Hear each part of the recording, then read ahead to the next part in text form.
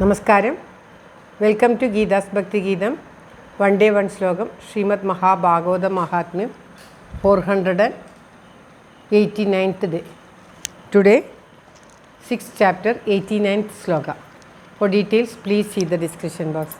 ഗീതാസ് ഭക്തി ഗീതം ഒരു ദിവസം ഒരു ശ്ലോകം. ശ്രീമദ് മഹാഭാഗവത മഹാത്മ്യം 489 ദിവസം. ഇന്ന് 6ാമത്തെ അധ്യായത്തിലെ 89ാമത്തെ ശ്ലോകം. ഓം നമോ ഭഗവതേ വാസുദേവായ. ഓം ശ്രീകൃഷ്ണ പരമാത്മനേ നമഃ. ഹരിശ്രീ ഗണപതയേ നമഃ. അവിഘ്നമസ്തു ശ്രീ ഗുരുഭ്യോ നമഃ. ഓം തത്സത്. കൃഷ്ണം നാരായണം വന്ദേ. കൃഷ്ണം വന്ദേ വ്രജപ്രിയം. കൃഷ്ണം ദ്വൈപായനം വന്ദേ. കൃഷ്ണം വന്ദേ ഭൃതാസുതം. ശ്രീപരമാനന്ദനാഥനായി അദ്വൈതദീപമായി മോക്ഷേക്ഷു വൃന്ദമന്ദാരമായി കാരുണ്യവാരിധിയായി വിഭൂദേശനാം നാരായണൻ മമ മന്ദത മാറ്റണം. ഓം തത്സത്. ശ്രീമദ് മഹാഭാഗവത മഹാത്മ്യം 6ാം അധ്യായത്തിലെ 89ാമത്തെ ശ്ലോകം. പ്രഹ്ലാദസ്ഥാളധാരി തരളഗതിതയാ ചോദവ കാംസ്യധാരി വീണാധാരി സുരർഷി സ്വരകുശലതയാ രാഗകർത്താർജുനോഭൂത്. ഇന്ദ്രോ വാദീനൃദംഗം ജയ ജയ സുഖരാ കീർത്തനേതി കുമാരാ. യത്രാർഘേ ഭാവഭക്ത രസവിരചനയാ വ്യാസപുത്രോ ബഭൂവ. ഓം തത്സത്. പ്രഹ്ലാദസ്ഥാളധാരി തരളഗതിതയാ ചോദവ കാംസ്യധാരി വീണാധാരി സുരർഷി സ്വരകുശലതയാ രാഗകർത്താർജുനോഭൂത്. ഇന്ദ്രോ വാദീനൃദംഗം ജയ ജയ സുഖരാ കീർത്തനേതി കുമാരാ.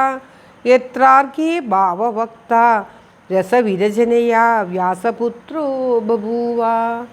ഓം തത്സത്.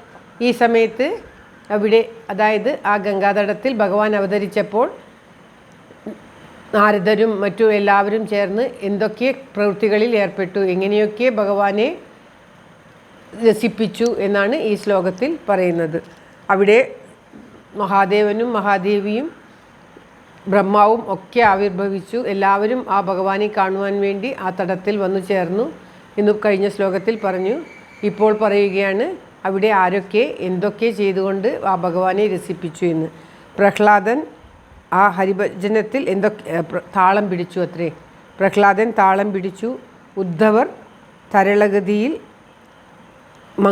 ചേർമംഗലം പിടിച്ചു. നാരദൻ വീണ വായിച്ചു. വീണാധാരി സുരർഷി. പിന്നെ സ്വരകുശലത, ശബ്ദത്തിൽ വളരെയധികം ചതുരതയുള്ള അർജുനൻ ഗാനാലാപനം ചെയ്തു. രാഗത്തോടു കൂടിയിട്ടുള്ള ആരോഹണ അവരോഹണത്തിലൊക്കെ പ്രഗത്ഭനായ ആ അർജുനൻ പാട്ടുപാടി ആലാപനം ചെയ്തു. ഇന്ദ്രൻ മൃദംഗം വായിച്ചു. കുമാരന്മാർ, അതായത് സനകാദി കുമാരന്മാർ ജയ ജയ ജയ ജയ എന്ന ശബ്ദം ഉച്ചത്തിൽ പറഞ്ഞു. പിന്നീട് ആ ശുഗബ്രഹ്മർഷി, വ്യാസപുത്രനായിട്ടുള്ള ശുഗബ്രഹ്മർഷി, എല്ലാ ഭാവത്തിലും ചതുരനായിട്ടുള്ള അദ്ദേഹം എല്ലാവിധത്തിലുള്ള ഭാവങ്ങളും പ്രകടിപ്പിച്ചു. ഭാവം പറയുന്ന വിധത്തിൽ ഓരോ ഗാനാലാപത്തിൻ്റെ സമയത്തും അതതിൻ്റെ ഭാവം ശ്രീശുഗർ കാണിച്ചു. 10ാമത്തെ രസമാണ് നവരസത്തിൽ. നവരസങ്ങളും അതോടുകൂടി 10ാമത്തെ രസമായിട്ടുള്ള ശാന്തി എന്ന രസവും ഒക്കെ ശ്രീശുഗ ബ്രഹ്മർഷി കാണിച്ചു എന്നാണ് ഈ ശ്ലോകത്തിൽ പറയുന്നത്. ആ ഭഗവാനെ കണ്ടപ്പോൾ ഉണ്ടായ ആ മഹാന്മാരുടെ അതീവ ഭക്തിയും എന്തൊക്കെയൊക്കെ കാണിച്ചാണ് അവർ ആ ഭഗവാനെ പ്രീതിപ്പെടുത്തുവാൻ ശ്രമിച്ചതും എന്നുമാണ് ഈ ശ്ലോകത്തിൽ വളരെ വിശദമായിട്ട് പറയുന്നത്. പ്രഹ്ലാദൻ താളം വഹിച്ചു. ഉദ്ധവർ ആ ചേർമംഗലം പിടിച്ചു. വീണ സുരർഷി നാരദർ വായിച്ചു. സ്വരകുശലതയായിട്ടുള്ള അർജുനൻ രാഗം ആലപിച്ചു. ഇന്ദ്ര മൃദംഗം വായിച്ചു. ജയ ജയ എന്ന ശബ്ദം കുമാരന്മാർ ഉച്ചരിച്ചു. ഭാവങ്ങളിൽ വിശിഷ്ടനായിട്ടുള്ള വ്യാസപുത്രനായിട്ടുള്ള ശുകബ്രഹ്മർഷി പല ഭാവങ്ങളും കാണിച്ചു, നവരസങ്ങളും അതോടൊപ്പം തന്നെ 10ാമത്തെ രസമായ ശാന്തി എന്ന രസവും കാണിച്ചു കൊണ്ട് അവിടെ ഉണ്ടായി എന്നാണ് ഈ ശ്ലോകത്തിൽ പറയുന്നത്. ശ്ലോകം ഒരിക്കൽ കൂടി.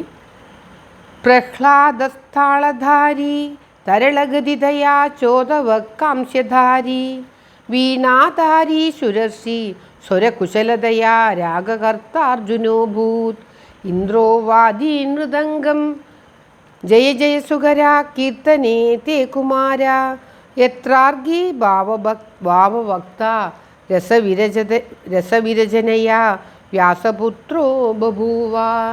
സർവത്ര ഗോവിന്ദനാമ സങ്കീർത്തനം. ഗോവിന്ദ ഗോവിന്ദ. എല്ലാവർക്കും എല്ലാവിധ ആയുരാരോഗ്യ സൗഖ്യവും നന്മയും പ്രാർത്ഥിച്ചുകൊണ്ട് ഭഗവത് സമക്ഷം ഈ ശ്ലോകം സമർപ്പിക്കുന്നു. Geetha Rajan. Thank you for watching. All the best. Have A very very nice day. God bless you. ദൈവം അനുഗ്രഹിക്കട്ടെ. എല്ലാവർക്കും എല്ലാവിധ ആയുരാരോഗ്യ സൗഖ്യവും നന്മയും ഉണ്ടാകട്ടെ. ഓം തത്സത്.